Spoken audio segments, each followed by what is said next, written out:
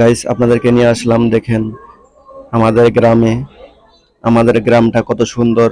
দেখেন চতুর্দিকে গাছপালা এবং সোনালী ফসল। দেখেন কত সুন্দর ধান এবং চতুর্দিকে গাছপালা।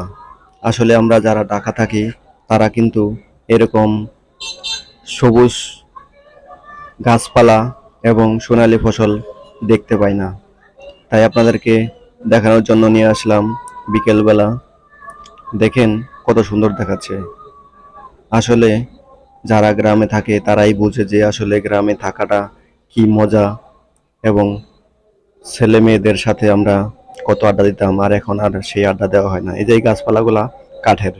এখানে একটা সজনা গাছ আছে, সজনা গাছে সজনা ধরে আছে। ওই যে দেখেন থোকায় থোকায় সজনা। আর এই যে এই গাছগুলা, এগুলা কাঠের গাছ। এগুলা দিয়ে বিভিন্ন ফার্নিচার তৈরি করে মানুষ। আসলে গ্রামে যে বর্ষাকালে দেশি মাছ ধরে আমরা খাইতাম, সেটা কিন্তু শহরে পাই না। শত টাকা, লাখ টাকা দিয়েও কিন্তু সেই গ্রামের অর্গানিক মাছ পাওয়া যায় না, যেটা বলে গুড়া মাছ। আমাদের এই যে একটা পুকুর দেখলেন, ছোট একটা পুকুর, এই পুকুরেও কিন্তু অনেক মাছ পাওয়া যায়। সিজন ওয়াইজ অনেক মাছ পাওয়া যায়, আর এই মাছের স্বাদই কিন্তু আলাদা। তো যারা আসলে গ্রামে থাকে তারাই বোঝে যে আসলে গ্রামটা কত সুন্দর, কত মনোরম পরিবেশ।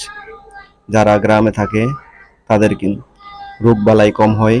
যারা শহরে থাকে তাদের রোগবালাই বেশি হয়, কারণ শহরের মানুষেরা ফরমালিন যুক্ত খাবার খায়, ফরমালিন মুক্ত খাবার